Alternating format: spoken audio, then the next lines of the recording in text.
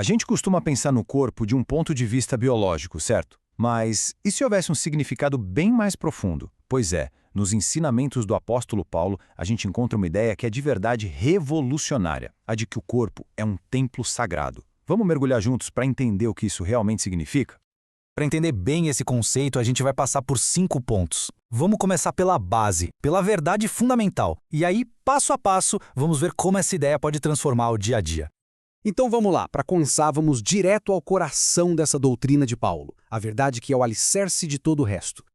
Olha só, a grande ideia que o Paulo nos apresenta parece simples, né? Mas as implicações são gigantescas.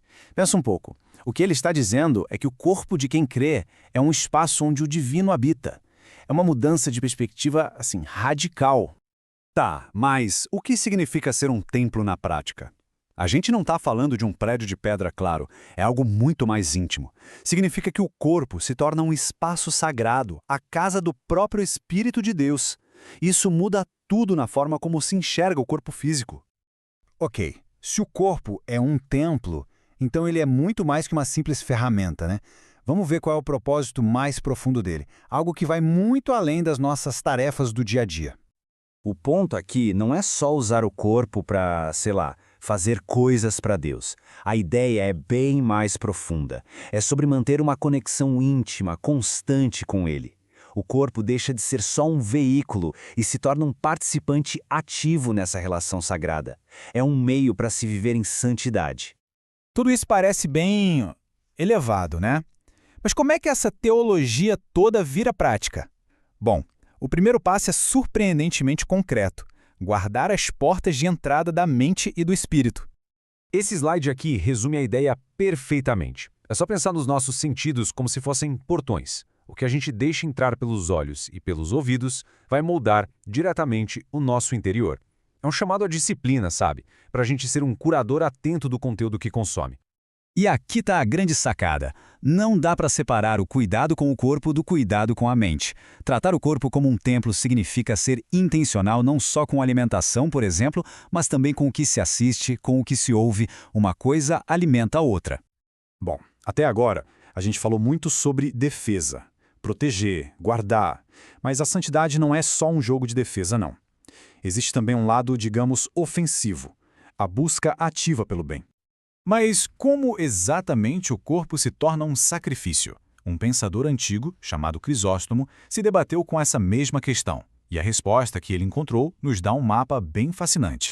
Primeiro, Crisóstomo nos mostra os nãos. O sacrifício começa quando a gente nega aos nossos olhos, nossa língua e nossas mãos a participação em coisas imorais. É como se fosse a nossa linha de defesa espiritual. Só que, e aqui vem o ponto crucial, ele diz que isso não basta. Parar de fazer o que é errado é só metade do caminho. A verdadeira santidade exige mais. O verdadeiro sacrifício é uma oferta ativa. É sobre usar as mãos para ajudar, a boca para abençoar, os ouvidos para ouvir o que edifica. É transformar cada parte do corpo numa ferramenta para o bem, um instrumento que produz algo que honra a Deus. E tudo isso nos leva a uma grande conclusão, a peça final desse quebra-cabeça. Uma vida onde corpo e mente estão completamente alinhados, unidos num mesmo propósito. Então, a gente vê que não é uma coisa ou outra. A santidade é como uma moeda de dois lados. De um lado, a gente recusa o que é mal. Do outro, a gente age deliberadamente para fazer o bem. Um lado não faz sentido sem o outro, entende? É um compromisso total, de corpo e de mente. E assim, uma ideia tão antiga se torna uma pergunta super presente. A questão deixa de ser teórica e vira prática. Como, hoje, no dia a dia, o corpo e seus membros podem ser usados para produzir frutos positivos? Para honrar esse templo que somos? Fica aí a reflexão. Sabe, para um cristão, a ideia do corpo vai muito, mas muito além de ser só um invólucro físico. É algo bem mais profundo. A gente está falando de uma propriedade divina. Bora mergulhar no que isso significa de verdade? Pois é. O que significa, na prática, um corpo ser um templo? Essa é a grande pergunta. E para a gente entender isso, não tem outro jeito, a gente precisa ir direto na fonte, nas Escrituras. Olha só, tudo começa com uma espécie de transação.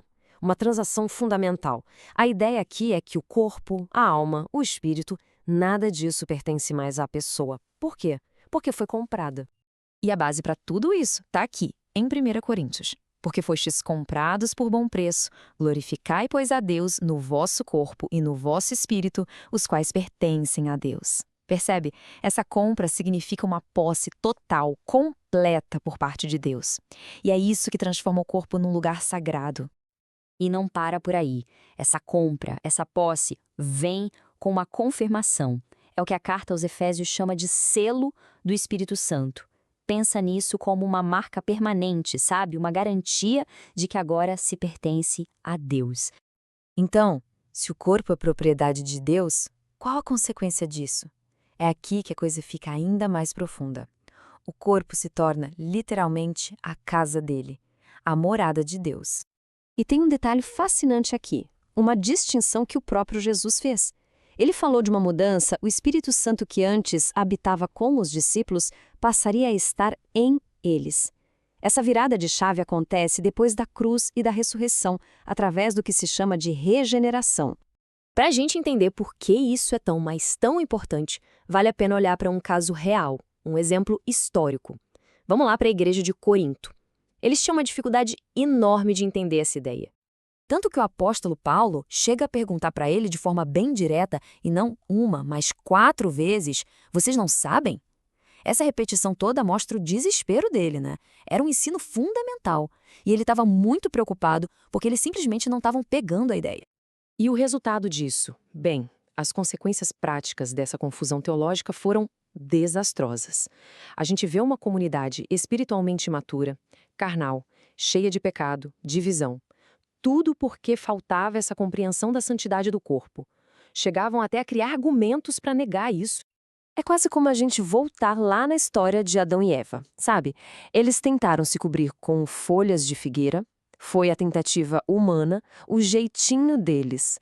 Mas aí Deus vem e providencia túnicas de pele. É a provisão divina, um padrão muito mais elevado. Os coríntios estavam agindo exatamente assim, tentando viver segundo seus próprios padrões, e não os de Deus. E isso nos traz ao ponto central de tudo. Pensa bem, se Deus é o dono da propriedade, que é o corpo, ele também tem que ter o domínio sobre ela, certo? Não faz sentido ser dono de algo que não se controla. Posse exige domínio. Então, domínio é isso. É o princípio de que quem tem a propriedade tem que ter o controle. Pertencer ao Espírito significa viver sob o controle dele. É por isso que Paulo vai dizer que o corpo é para o Senhor, e não para ser usado de qualquer jeito, para impureza. E a Bíblia ainda reforça essa ideia com outras imagens muito fortes. Não se fala só em templo, fala-se também em ser membros de Cristo. Imagina só a profundidade disso. É uma fusão. O corpo humano se torna parte da estrutura sagrada, viva, totalmente conectada a Deus. E desrespeitar isso, profanar esse templo, as consequências são seríssimas. É uma ofensa grave à santidade de Deus em primeiro lugar. E isso leva a um sofrimento pessoal terrível. As Escrituras chegam a dizer que esse tipo de atitude convida à destruição. Ok, então a gente chega na parte prática. Como é que se cuida desse templo? E mais, como se restaura esse templo quando ele já foi desonrado, quando o erro já aconteceu? A boa notícia é que existe sim um caminho bíblico para essa restauração, e ele passa por 3 etapas essenciais. Um arrependimento profundo, de verdade, depois uma confissão sincera e, por fim, a busca pela cura e pela restauração completas que só Deus pode dar. Então, no final das contas, o resumo da ópera é este. O corpo de quem crê pertence a Deus. Ponto. E ele deve ser santificado, separado como o templo onde o Espírito Santo habita. Isso tudo nos deixa com uma reflexão final, que é ao mesmo tempo prática e muito profunda. Se o corpo é de fato propriedade divina, como é que a gente está glorificando a Deus nele, no dia a dia? Vamos conversar sobre algo que talvez a gente não pare para pensar muito no dia a dia, o nosso corpo. Na visão cristã, a história sobre o corpo é, muito mais profunda do que a gente costuma imaginar. Então, bora mergulhar juntos nessa perspectiva que, olha, pode surpreender bastante. Sabe aquela ideia que é super antiga e a gente ouve por aí, de que o corpo é tipo uma prisão para a alma? Pois é, ela é bem influente. Mas a grande pergunta é, será que o cristianismo realmente embarca nessa? A resposta, olha, talvez não seja a que se espera. Então, é bem comum a gente ver filosofias que tratam o corpo como algo a ser superado, né? Quase um obstáculo. Mas a perspectiva cristã que a gente está analisando aqui, ela vira esse jogo completamente. Ela diz o oposto. A ideia aqui é que corpo e alma não são inimigos de jeito nenhum. Pelo contrário, são parceiros, sabe? Inseparáveis na mesma jornada. Beleza. Mas para a gente entender de verdade essa união, a gente precisa voltar lá no comecinho. Na origem de tudo mesmo. A história do corpo começa na criação. É ali que o mundo físico e, por consequência, o nosso corpo recebe o seu primeiro grande sim. E essa afirmação, gente, ela é a base de tudo. Pensa só, se o Criador do Universo olha para o mundo físico, para a matéria, e diz, isso é bom, isso muda completamente a nossa perspectiva. Significa que o mundo material não é um acidente, sabe? E o nosso corpo não é um erro. Pelo contrário, é como uma obra de arte, feita de propósito. Ok, então se a criação foi esse primeiro grande sim para o corpo, a encarnação, a encarnação é a validação máxima, é o selo de aprovação definitivo. É nesse ponto que a história toda dá uma virada, assim, impressionante. E o mais interessante é que o foco dessa virada não é nem a gente, a humanidade, mas sim o próprio Deus. Agora, para pensar no impacto disso. O divino se tornando físico. Deus com carne e sangue. Se o próprio Criador viveu num corpo humano, como é que a gente pode achar que o corpo é algo menor, inferior? Não dá, né? Essa é talvez a declaração mais poderosa que existe sobre a importância e a santidade do corpo. Ok, tudo bem, essa é a perspectiva divina. Mas e a gente? Como é que tudo isso se aplica a nós? Como essa ideia nos ajuda a entender a nossa própria natureza? A gente não é um fantasma dentro de uma máquina, sabe? A gente é essa mistura, essa fusão incrível do que é terreno com o que é celestial, pó e espírito. Mas não como duas coisas simplesmente coladas uma na outra, e sim como uma realidade única, complexa. É como se a gente vivesse numa fronteira, pertencendo a esses dois mundos ao mesmo tempo. E essa união, claro, tem consequências bem reais no dia a dia. Cada coisa que a gente faz com o corpo, sei lá, desde o que a gente come até o jeito que a gente se movimenta, tudo isso ecoa no nosso espírito. O corpo não está só assistindo de camarote, ele participa ativamente da nossa vida espiritual. E o contrário também é super verdadeiro. Uma angústia pode virar uma dor física de verdade. Uma alegria pode dar uma energia que a gente nem sabia que tinha. Ou seja, nosso espírito fala através do nosso corpo. Isso prova que essa conexão é uma via de mão dupla, total. Então a conclusão é bem clara, né? Não dá para separar. Cuidar de um é, na prática, cuidar do outro. E se a gente ignora um, o outro sai ferido. Somos uma unidade. Ponto. E as nossas escolhas, tanto as físicas quanto as espirituais, estão amarradas uma na outra para sempre. E tudo isso leva a gente para a grande questão sobre o futuro, né? Se o corpo é tão importante assim, o que acontece com ele no fim das contas? Será que a esperança cristã é fugir do corpo ou será que é algo completamente diferente? A gente tem aquela imagem popular da vida após a morte, né? Aquela coisa de almas flutuando em nuvens cor-de-rosa tocando harpa. Mas a promessa que está sendo descrita aqui é, nossa, radicalmente diferente. A ideia não é escapar do mundo físico, mas sim renovar esse mundo. Uma nova terra, com corpos de verdade, corpos transformados. Então, o destino final não é o fim do corpo, a aniquilação dele, mas sim a sua glorificação. A esperança não é se tornar menos humano, sabe? Se livrando do corpo. É o contrário, é ser plenamente humano com um corpo redimido, perfeito, um corpo capaz de viver a salvação por completo, em sua totalidade. E aí a gente chega à pergunta final. Tá, e o que a gente faz com tudo isso? Se o nosso corpo é bom, é sagrado e ainda por cima tem um futuro glorioso pela frente, como é que isso deveria mudar a forma como a gente vive nele hoje, aqui e agora? Essa é a grande questão que essa perspectiva toda deixa pra gente pensar. Olá, bem-vindos! Sabe qual é uma das maiores histórias que atravessam a Bíblia inteira, de capa a capa? É a história de um Deus santo e do seu desejo, assim, incansável de morar bem no meio da gente. É uma jornada incrível, cheia de reviravoltas, e é exatamente essa cronologia que a gente vai desvendar hoje. Vamos mergulhar nisso? E tudo, mas tudo mesmo, começa com essa promessa aqui. Esse versículo de Levítico é basicamente a tese central de toda a narrativa. É a declaração de intenção de Deus, sabe? Um desejo que ecoa desde o Gênesis e que a gente vai acompanhar até o seu cumprimento total lá no Apocalipse. A palavra-chave aqui é tabernáculo, ou seja, morada. Esse é o desejo de Deus, morar perto do seu povo. E para a gente entender essa jornada, a gente precisa voltar lá para o ponto de partida, o Jardim do Éden. O lugar onde a comunhão entre o Criador e a criatura era, assim, perfeita, direta, sem nenhuma barreira. Olha só o contraste aqui, é gritante. De um lado, a comunhão perfeita, luz, harmonia, Deus caminhando com Adão e Eva. Do outro, a consequência da desobediência, escuridão, medo, a humanidade se escondendo daquela presença que antes era pura alegria. O pecado não foi só quebrar uma regra, foi romper um relacionamento. Criou uma separação que mudou absolutamente tudo. Mas é aqui que a coisa vira de um jeito surpreendente. No exato momento da separação, Deus não abandona a humanidade. Pelo contrário, ele imediatamente coloca em movimento um plano de resgate. Lá em Gênesis 3,15, a gente já encontra a primeira promessa de um redentor, alguém que ia restaurar o caminho de volta à presença de Deus. A busca pela habitação recomeça. Agora, a gente avança um pouco no tempo.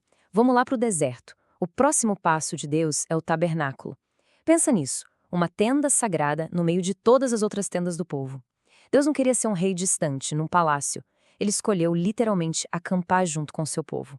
Era sua presença visível, aquela glória que a gente chama de Shekinah, bem no centro da vida deles. Só que, e isso é muito importante, apesar de Deus estar ali perto, o acesso ainda era super limitado. Olha só as camadas de separação. O povo ficava do lado de fora, no acampamento. Os sacerdotes podiam entrar no pátio. Só o sumo sacerdote podia entrar no lugar santo, e no lugar mais sagrado de todos, o Santo dos Santos, só ele podia entrar e só uma vez por ano. Essa distância não era por falta de amor, mas por causa da santidade de Deus. A perfeição divina não podia simplesmente habitar no meio da imperfeição humana sem o mediador. Saindo do deserto, a nossa jornada continua e a gente chega em Jerusalém. A tenda móvel dá lugar a uma estrutura permanente, magnífica, o Templo de Salomão. Agora, a presença de Deus teria uma casa fixa, o centro da adoração e da identidade nacional de Israel. No começo, na dedicação do templo, a glória de Deus, a Shekinah, desce com tanta força que os sacerdotes nem conseguiam ficar de pé. Era a presença de Deus em casa. Mas, tragicamente, o tempo passa e o que acontece? A adoração se torna vazia e o profeta Ezequiel descreve uma cena dolorosa. A glória de Deus se retirando, indo embora, abandonando o templo que um dia foi o seu lar. Mas mesmo nesse momento sombrio, surge uma nova promessa. Através do mesmo profeta Ezequiel, Deus anuncia algo que é, radicalmente novo. Ele não fala mais de morar num prédio, mas sim dentro das pessoas, uma habitação interna, no coração. Isso prepara o cenário para a maior reviravolta de todas. E é aqui que a gente chega no clímax, o ponto de virada não só dessa história, mas de toda a história humana. A forma como Deus habita entre as pessoas está prestes a ser transformada para sempre. A presença que tinha ido embora do templo de pedra agora retorna, mas de um jeito que ninguém podia imaginar, em uma pessoa, Jesus Cristo. A palavra grega original para habitou aqui significa literalmente armou sua tenda ou tabernaculou. Jesus era, na prática, o tabernáculo vivo, o templo perfeito, Deus em carne e osso andando entre nós. E aí, no momento exato da morte de Cristo na cruz, uma coisa impossível acontece no templo. Aquela cortina enorme e super espessa que separava a humanidade da presença de Deus, o símbolo de todas as barreiras, se rasga de cima a baixo. Não foi por mãos humanas. O caminho para Deus estava, de uma vez por todas, aberto. Com o véu rasgado e a ascensão de Cristo, a história da habitação de Deus entra numa fase, sim, totalmente revolucionária. A localização da sua presença muda mais uma vez, e de um jeito ainda mais íntimo. Então fica a pergunta, né? Se o templo físico já não era mais o centro de tudo, onde Deus escolheria morar agora? A resposta é mudar para sempre o jeito como as pessoas se relacionam com o divino. E a resposta é simplesmente surpreendente. O novo templo não é feito de pedras, mas de pessoas. No dia de Pentecostes, o Espírito Santo desce e faz morada dentro dos seguidores de Cristo. O lugar mais sagrado da terra agora é o corpo de quem crê. Pensa na dimensão disso. O ponto aqui, o que a gente precisa entender, é que aquela mesma presença que apareceu como fogo no Monte Sinai e como glória no templo, agora habita de forma pessoal e permanente dentro de cada crente. O desejo de Deus nunca foi só fazer uma visita, sempre foi morar. Mas a história ainda não acabou. A Bíblia aponta para um capítulo final, a consumação de tudo, onde aquele desejo original de Deus de habitar com seu povo vai finalmente alcançar sua expressão máxima, perfeita e eterna. E olha que incrível! O livro de Apocalipse volta lá para o começo, usando a mesma linguagem. A promessa de Levítico encontra seu cumprimento final. A morada, o tabernáculo de Deus, vai estar com a humanidade, de forma perfeita, eterna e sem nenhuma sombra de separação. E nessa realidade final, todas as barreiras simplesmente desaparecem. Não vai ter mais véu, não vai ter mais templo, porque a própria presença de Deus e do Cordeiro vai iluminar tudo. A comunhão face a face do Éden não é só restaurada, ela é elevada a uma glória que a gente nunca conheceu. E quando a gente olha para trás, para essa jornada toda, a gente vê um movimento progressivo. Começa no Éden, com a comunhão direta, passa pelo tabernáculo no meio do povo, vai para o templo, um lugar centralizado, depois vem Cristo, a presença em carne, chega na igreja com a presença interior e finalmente culmina na eternidade com uma presença plena e eterna. A cada passo, Deus se torna mais próximo, mais íntimo. E tudo isso nos traz de volta para hoje, para agora. A fase em que estamos é esta. Nós somos o templo de Deus. É uma verdade com implicações, assim, profundas para a forma como a gente vive cada dia. E a gente termina com uma pergunta para a gente pensar. Se o véu foi rasgado e o Espírito Santo quer habitar plenamente em nós, o que, nas nossas vidas, talvez esteja impedindo essa comunhão? A busca de Deus por um lugar para morar continua, e hoje, essa morada é o nosso coração. Bora mergulhar numa das metáforas mais poderosas e, olha, transformadoras da antiguidade? A ideia de que o corpo humano é, na verdade, um espaço sagrado, uma morada para o divino. É uma imagem que, se a gente levar a sério, muda completamente o jeito que nos enxergamos. Essa pergunta aqui é o nosso ponto de partida. E se o corpo não for só uma casca biológica, sabe? E se for um espaço projetado, com intenção, para abrigar algo divino? Essa ideia, que soa bem radical, é o centro do que a gente vai desvendar hoje. Então, tá. Mas de onde é que tiraram essa ideia tão diferente? Não é filosofia moderna, nem papo de autoajuda. Ela vem direto dos escritos do Novo Testamento, onde os apóstolos olhavam para os próprios corpos de um jeito totalmente novo. E aqui está o flagra, o ponto crucial. O apóstolo Pedro, com todas as letras, chama o corpo dele de tabernáculo. Ele não está falando de uma barraca de acampamento, claro, mas da própria existência física dele, do corpo mortal. É uma escolha de palavras muito, muito intencional. E olha, não foi só o Pedro, não. O apóstolo Paulo também usou essa mesma linguagem. Ele se referia ao corpo como uma tenda, uma morada temporária, mas sagrada. Eles entendiam que a vida física era uma casa passageira para algo muito mais eterno. Mas de onde os apóstolos tiraram essa imagem de tenda sagrada? Para a gente sacar a profundidade disso, a gente precisa fazer uma viagem no tempo, voltar lá na planta original dessa ideia, lá no Antigo Testamento. Esse aqui era o tabernáculo original. E o detalhe mais importante é esse: não era um templo de pedra, fixo. Era uma estrutura portátil, uma tenda que viajava junto com o povo pelo deserto. A função dele era ser um ponto de encontro móvel entre Deus e a humanidade. E essa ordem divina aqui, ela resume a essência de tudo. A ideia de habitar no meio deles era revolucionária. Pensa só, a presença de Deus não estaria mais num monte distante ou num templo inacessível, mas ali, no centro da vida da comunidade, se movendo com eles. Certo. Então, se o corpo é um tabernáculo, como é que seria a estrutura interna dele? A analogia vai ficando ainda mais profunda agora, porque ela revela uma espécie de arquitetura espiritual. A arquitetura do tabernáculo vira um mapa para a arquitetura do ser humano. O pátio externo, a parte visível para todo mundo, é como o nosso corpo físico. O lugar santo, um pouco mais para dentro, reflete a nossa alma, o centro das emoções, da mente, da vontade. E lá no centro, o lugar santíssimo, o espaço mais íntimo, corresponde ao nosso espírito, o ponto de contato direto com o divino. E só para constar, essa distinção entre alma e espírito não é só uma ideia filosófica, não. As próprias escrituras, como nesse trecho de Hebreus, apontam para essa divisão interna. Isso dá uma base bem sólida para essa arquitetura de 3 partes. E o paralelo se completa aqui.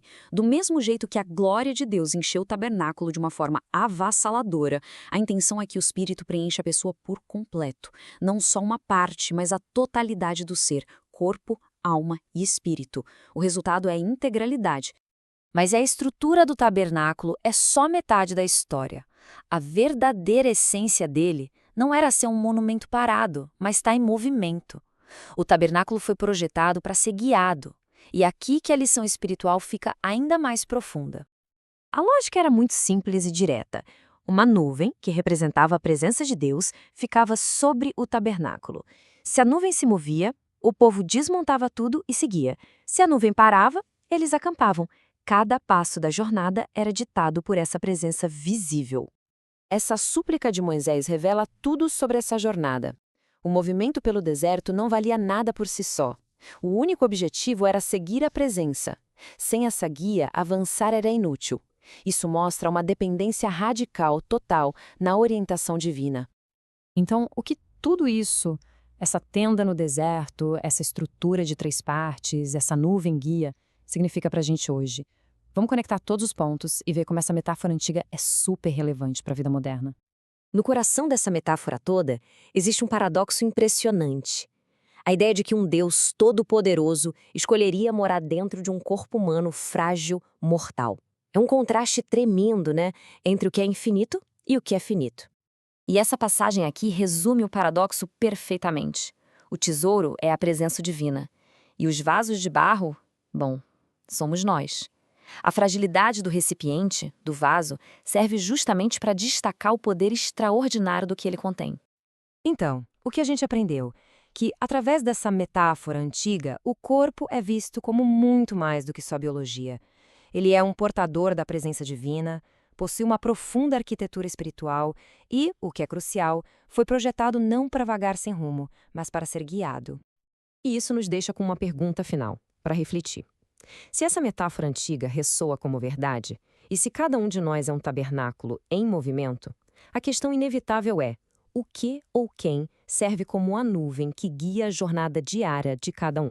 Olha, é curioso pensar que cada escolha do nosso dia a dia, sabe? O que a gente come, o que a gente vê, até o jeito como nos movemos, que tudo isso pode ser um ato de adoração. Hoje, a gente vai mergulhar fundo nesse conceito bíblico de que o nosso corpo é um templo para o Espírito Santo. E essa é uma ideia, francamente, que redefine de um jeito radical a relação que temos com nós mesmos. Mas o que isso quer dizer na prática, no dia a dia, para além da teoria? Como é que essa ideia vira uma ação concreta? É exatamente essa a questão que a gente vai explorar agora. Para a gente entender bem, nosso caminho vai ter 4 passos. Primeiro, vamos firmar a base, o que é o templo do Espírito. Depois, a gente fala sobre fugir da impureza. Em seguida, o que significa apresentar o corpo a Deus. E, por fim, como tudo isso se junta num culto de santidade. Então, vamos começar pela fundação de tudo. A ideia de que o corpo é o templo do Espírito Santo não é só uma metáfora bonita, poética, não. É uma virada de chave que eleva a nossa existência física a um propósito sagrado, mostrando um cuidado divino que une corpo e alma. Ok, então se o nosso corpo é um lugar sagrado, a primeira coisa que vem à mente é a necessidade de proteger esse lugar, certo? E isso já nos coloca diante de um desafio bem claro. A gente precisa fugir ativamente de tudo aquilo que pode profanar esse templo. E para a gente entender o que a Bíblia quer dizer com impureza, a palavra-chave é um termo grego, porneia. O significado dela é bem amplo, viu? Abrange, basicamente, toda e qualquer prática sexual que aconteça fora do contexto do casamento. E é aqui que a instrução bíblica lá em 1 Coríntios faz uma distinção, olha, fascinante. Enquanto outros pecados são considerados como algo fora do corpo, a imoralidade sexual é descrita como um pecado contra o próprio corpo, ou seja, é uma violação direta do templo em si. A palavra de ordem aqui não é resista, não é pense a respeito, nem negocie. É um comando direto, imperativo e bem radical. Fuja! A instrução é para uma retirada imediata, decisiva, para longe do perigo. O verbo grego original usado aqui é philgo, e a força dele é impressionante. Philgo não é dar uma escapadinha passiva, não. É uma fuga ativa. Significa tomar ações concretas, de propósito, para escapar, para se colocar a uma distância segura do perigo. Tá, mas como é que essa fuga funciona na prática? As escrituras dão um roteiro bem claro. Começa com o cuidado com os olhos, um pacto de não focar no que é mal. Depois vem a avaliação de como aquilo que a gente vê nos enche de luz ou de trevas. E tudo isso culmina num princípio radical: se abster de toda a aparência do mal. Mas olha, cuidar do templo não é só sobre se defender. É também sobre uma dedicação ativa.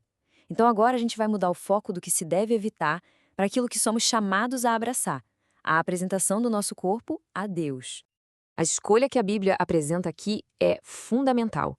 Nossos corpos, eles podem ser instrumentos para o pecado, para a iniquidade, ou podem ser oferecidos a Deus, se tornando instrumentos de justiça. A mensagem é bem clara, não existe um meio termo. E essa ideia nos leva a uma das imagens mais poderosas da Bíblia, lá em Romanos 12. A vida diária, o nosso cotidiano, é redefinido como um sacrifício vivo. Nossas ações físicas se tornam o nosso verdadeiro ato de adoração, o nosso culto racional. E como isso se manifesta? Bom, é através do corpo que a gente pratica as disciplinas espirituais. O jejum, por exemplo, é uma disciplina do corpo. A oração, muitas vezes feita de joelhos, é uma postura do corpo. O estudo da palavra exige nossos olhos, nossa mente, nosso tempo.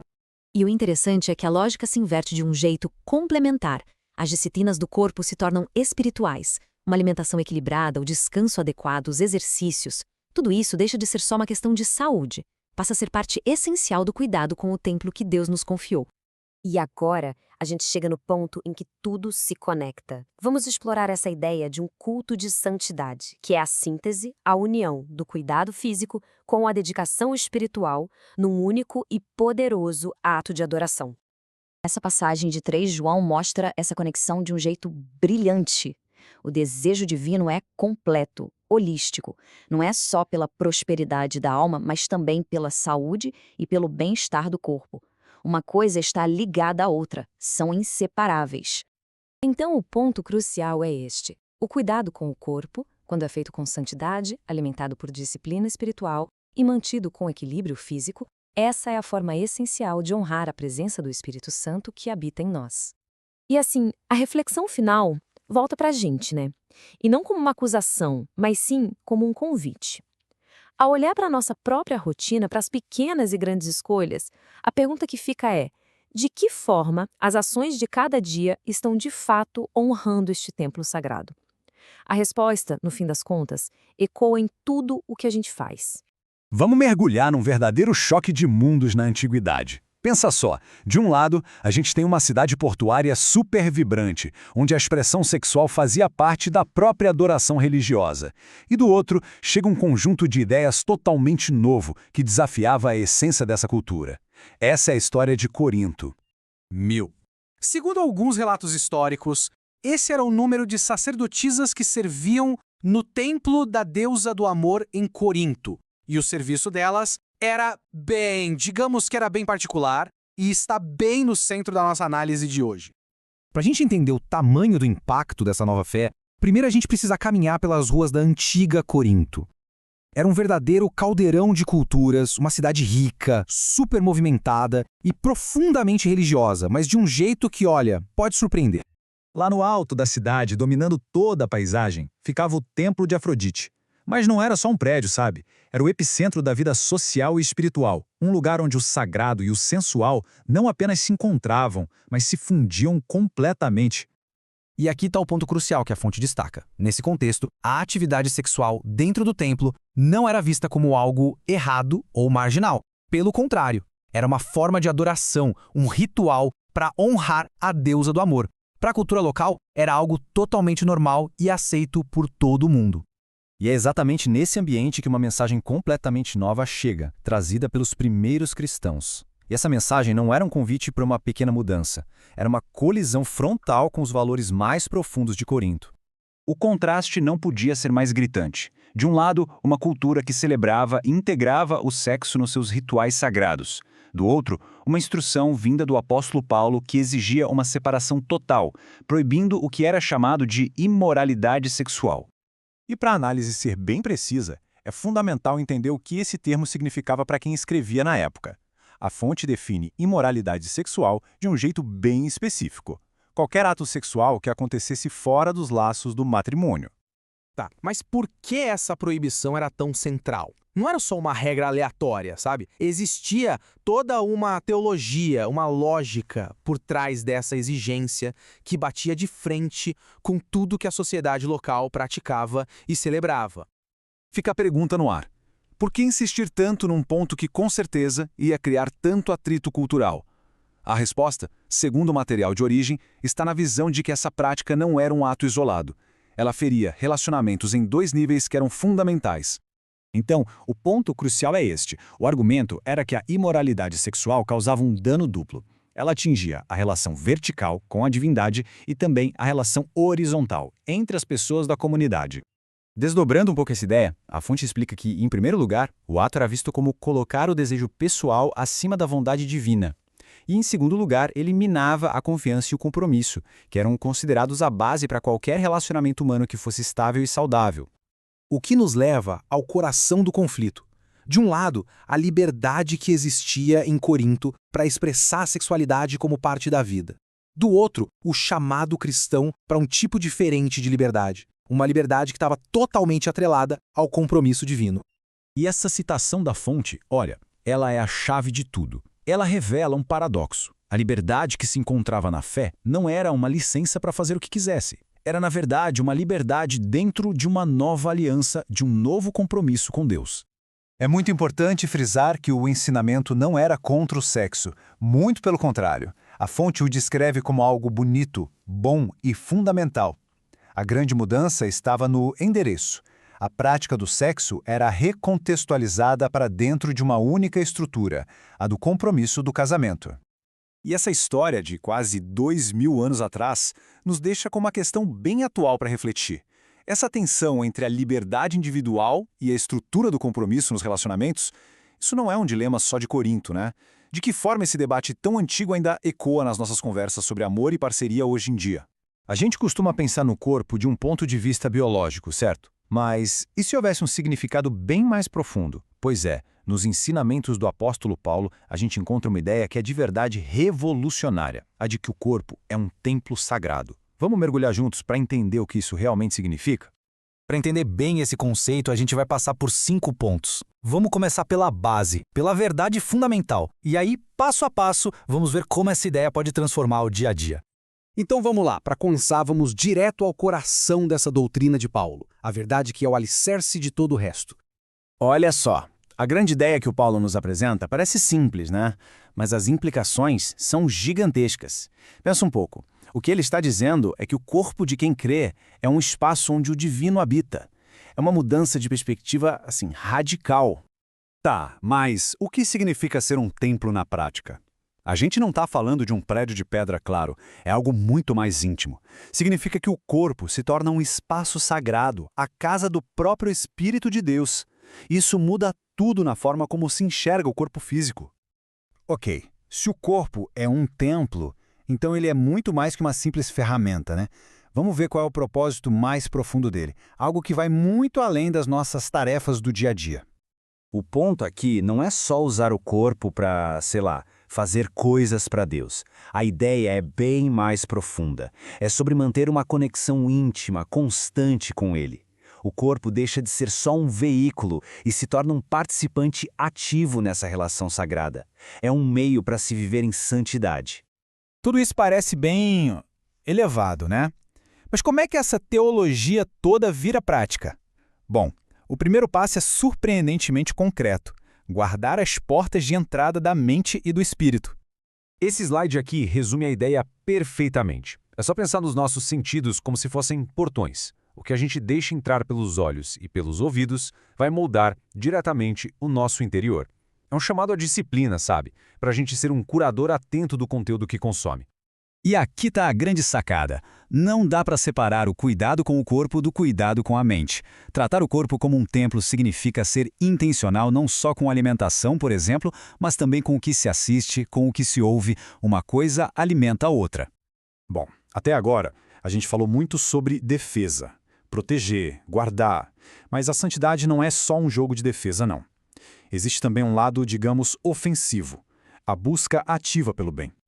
Mas como exatamente o corpo se torna um sacrifício? Um pensador antigo, chamado Crisóstomo, se debateu com essa mesma questão, e a resposta que ele encontrou nos dá um mapa bem fascinante. Primeiro, Crisóstomo nos mostra os nãos. O sacrifício começa quando a gente nega aos nossos olhos, nossa língua e nossas mãos a participação em coisas imorais. É como se fosse a nossa linha de defesa espiritual. Só que, e aqui vem o ponto crucial, ele diz que isso não basta. Parar de fazer o que é errado é só metade do caminho. A verdadeira santidade exige mais. O verdadeiro sacrifício é uma oferta ativa. É sobre usar as mãos para ajudar, a boca para abençoar, os ouvidos para ouvir o que edifica. É transformar cada parte do corpo numa ferramenta para o bem, um instrumento que produz algo que honra a Deus. E tudo isso nos leva a uma grande conclusão, a peça final desse quebra-cabeça. Uma vida onde corpo e mente estão completamente alinhados, unidos num mesmo propósito. Então, a gente vê que não é uma coisa ou outra. A santidade é como uma moeda de dois lados. De um lado, a gente recusa o que é mal. Do outro, a gente age deliberadamente para fazer o bem. Um lado não faz sentido sem o outro, entende? É um compromisso total, de corpo e de mente. E assim, uma ideia tão antiga se torna uma pergunta super presente. A questão deixa de ser teórica e vira prática. Como, hoje, no dia a dia, o corpo e seus membros podem ser usados para produzir frutos positivos, para honrar esse templo que somos? Fica aí a reflexão.